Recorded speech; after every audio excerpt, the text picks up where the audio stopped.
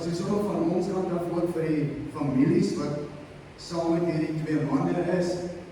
Ons is opgewonde vir julle en ons is so dankbaar en ons bid sommer nie die guns van die Here oor julle as gesinne ook en mag dit 'n vreugde wees om in sy diens te staan, mag dit 'n vreugde wees om sy naam te verheerlik.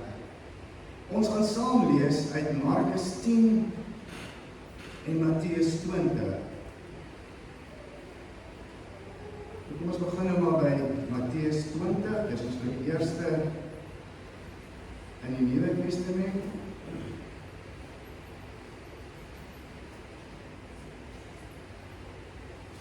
Ek wil hê julle moet mooi luister, dis dieselfde verhaal, maar net uit 2 evangelies uit. Jesus maak 2 blindes gesond, vers 29.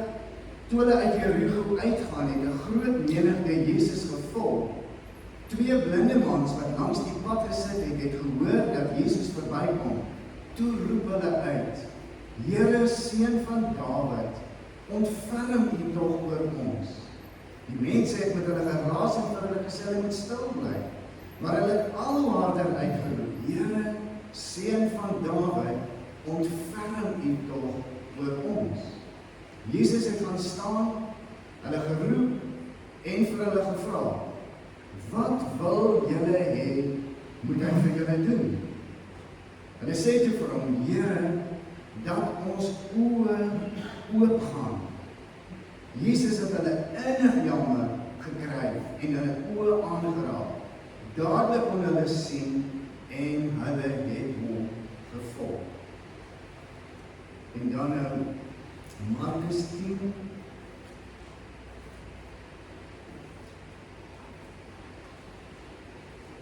vers 46. Selfde storie, net 'n ander skrywer. Daarna kom hulle in Jerigo aan, toe Jesus en sy disippels en 'n aansienlike menigte weer daarvandaan verder gaan, sit daar 'n blinde bedelaar, Bartimeus, seun van Timeus, langs die pad.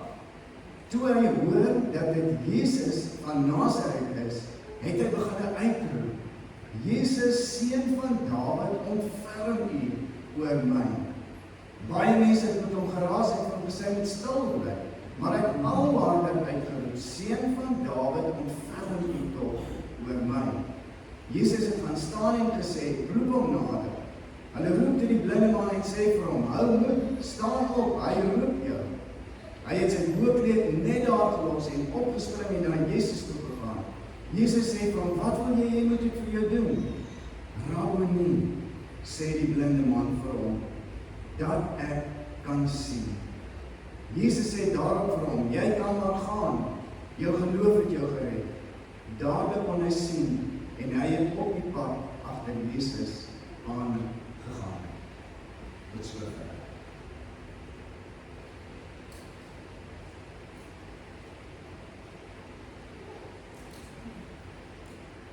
Die gedeelte wat ons lees, is sommer net interessant, dat Jerigo is so 'n entjie weg van Jerusalem. Die van julle wat al 'n toertjie daar gehad het, sal weet en sal presies die geografie en die ligging van dit onthou waar Jerigo was, bietjie laer as wat Jerusalem was, en hulle sê ook dit was die ware woestynwind het daaroor gewaai en dat Herodes in Jerigo vir hom 'n winterhuis gehad het, sodat as dit nou koud is in Jerusalem, dan gaan hy nou bietjie Jerigo toe en dan sit nou bietjie warmer daar. Die woestynwind maak dat dit lekker klimaat is daarso. Hulle sê Jerigo is ook bekend vir sy palmbome, baie goeie landbougrond, goeie oeste ingebring, vye, sitrus en dadels was wat in Jerigo beskikbaar was. Dit was maar net vir my baie mooi geografiese uiteensetting van waar is dit, en dis lekker om te sien die rooi een is waar Jerigo is, en dan sien jy mos nou ook waar Jerusalem is. Dis ook hier, terwyl Jesus hier so stap, dink ek, het hy in sy gedagtes vir homself gesê, maar ek was hier net so aan die westerkant in die woestyn 40 dae deur die duiwel versoek gewees. Dis waar ek in die woestyn was, dis waar ek honger was, dis waar ek uitgeput was. En waar Jesus eintlik sy aardse bediening begin het, was ook in Jericho gewees. En terwyl hy daar beweeg, kom 'n klomp mense rondom hom staan, want hy was die groot profeet gewees. Die groot profeet van Nasaret. En hulle wou hom sien. Hulle wou hoor, hoe praat hy, wat sê hy? En terwyl Jesus so deur hierdie skare beweeg, is daar skielik 'n geskreeu van die kant af. Dit was nie 'n goed gemanierde roep nie. Die Griekse woord wat hier gebruik word is krazo, wat noodkreet. Dit is 'n noodkreet wat iemand uitgil en iemand uitskree. Hulle sê dis dieselfde tipe skree wanneer 'n vrou in barensnood is. Seer skree. Selfde tipe skree wat 'n geesversteurde mens gebruik. Met ander woorde, dis glad nie 'n vriendelike geroep nie. Dis 'n desperate geskreeu. Here, Seun van Dawid, ontferm U oor ons of oor my. Ek sien in my geestesoog hoe die mense na hierdie man of mans toe draai en vir hulle sê, hoe skree jy so vir Jesus? Nee man, ordentlike mense sê mos nie so nie, en skree nie so nie, bly staan. Maar hierdie man het niks gehad wat hy kon verloor nie. Elke dag het hy in die warm son gesit en gehoop dat iemand asseblief vir hom 'n almoes sal gee. Hy was desperaat toe hy hoor dit is Jesus, die groot profeet van Nasaret, wat hier verby beweeg. Hier was hoop. Hier is 'n nuwe kans. Hier kan verlossing wees. Hy het Jesus nodig gehad. En hy het Jesus se hulp nodig gehad. En dan gaan staan Jesus en hy draai na die blinde man toe. In hierdie gerumoer het Jesus die geskreeu gehoor, hierdie desperate geroep. En anders as die mense wat hierdie man stil maak, sê Jesus, bring die man hier na toe. Bring die man nader, roep hom nader. En toe hulle vir die man sê, maar Jesus roep jou. Jesus sê jy moet nader kom. Los hy sy boorkleed net daar. En hy gaan na Jesus toe. Jy moet onthou, 'n bedelaar is iemand wat nie besittings gehad het nie. En dit wat hy besit het, het hy aangehad. En hierdie boorkleed was een ding wat hy nie wou verloor nie, veral as jy blind is. Want jy gooi die boorkleed voor jou oop. En dan hoop jy vir almoes en die aand dan maak jy die boorkleed weer toe en kyk wat het jy gekry. En as jy in die aand gaan slaap, dan gooi jy jou toe met hierdie boorkleed. Toe hierdie man hoor Jesus sê, roep hom nader, gooi hy sy boorkleed een kant toe. Met onwrikbare vertroue gaan hy na Jesus toe. Elke greintjie van sekuriteit wat hy gehad het, wat in hierdie boorkleed van hom, het hy gelos om by Jesus uit te kom. Waarvoor is ons desperaat in hierdie tyd van ons lewens. Desperaat vir verandering, desperaat om uit gemors uit te kom, desperaat om 'n nuwe kans te kry. Waarvoor is jy desperaat in hierdie oggend? Soek ons of met 'n ongekende desperaatheid vir 'n innige verhouding met ons Verlosser? Paulus sê, al wat ek wens is om Jesus te ken. Hy het hom voorheen daarop beroep en gesê dat ek 'n rabbi is. Ek is van afkoms. Ek is 'n Fariseer. En wanneer hy Jesus leer ken, het sê hy, ek wil niks anders meer weet nie. Ek wil Jesus ken. Is ons desperaat? Is jy moeg om te sien hoe ander gebruik word? Is jy desperaat om te sê, Here, hier is ek. Asseblief gebruik my. Toe die blinde man uiteindelik by Jesus kom, vra Jesus vir hom, wat wil jy hê, moet ek vir jou doen? Wat verwag jy van my?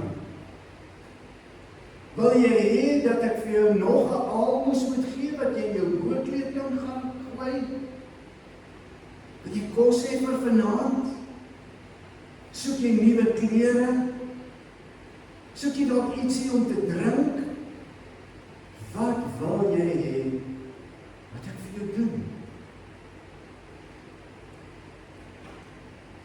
Wat wil ons hê met in hierdie lydingstyd? Met ons gebeur, as Jesus vir jou vandag sal vra, wat wil jy hê wat ek vir jou doen? Wat wil jy hê met in lydingstyd gebeur? 7 weke lank loop ons 'n tema, elke keer die lydenssondae, soos wat hulle een na die ander gebeur. Miskien sit jy en sê, Here, ek wil net 'n bietjie vrede hê. Asseblief, kan ons net 'n bietjie ontspan? Kan ons 'n bietjie asseblief net ook gaan vakansie, sonder om ons heeltyd te laat skuldig voel, omdat ons nie hier is nie? Dat jy graag in hierdie lydingstyd hoor dat jy 'n goeie Christen is. Ek sal Vrydag kom, asseblief, ek kan nie Sondag weer 'n keer kom nie, dis te veel. Niemand moet vir jou moeilike vrae vra nie. Hierdie bekering goed en lewensverandering, sommer nuwe goed, ons wil nie daaroor praat nie. Eintlik wil ons net uitgelos word in Paastyd. Wat wil jy hê moet Christus vir jou doen in hierdie Paastyd? Waarvan wil jy bewus wees in hierdie Paastyd? As ons terug aan die gedeelte wat ons gelees het, dan is dit Johannes en Jakobus wat vir Jesus vra en sê, kan hulle hom asseblief 'n guns vra?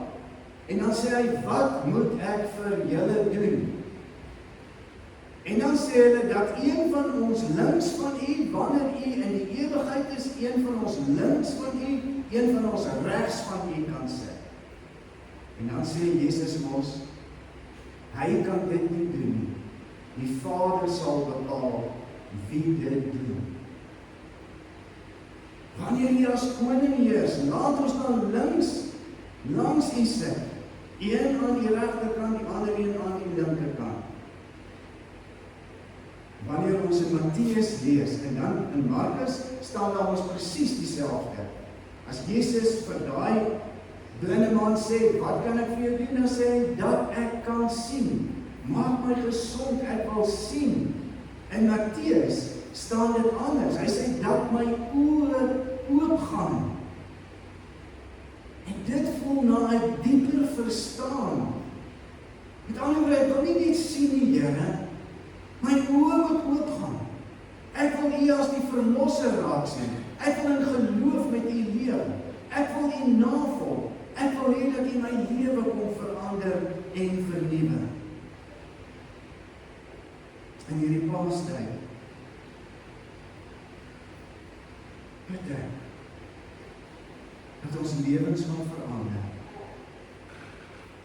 Bid ek dat ons sin sal sien in ons lewens. Bid ek dat ons sal sien dat ons lewe nie bestaan uit kos en klere en posisies en besittings nie en blink goed nie, maar dat ons die ware essensie van die lewe sal raak sien. Mag ons geestesoog oopgaan.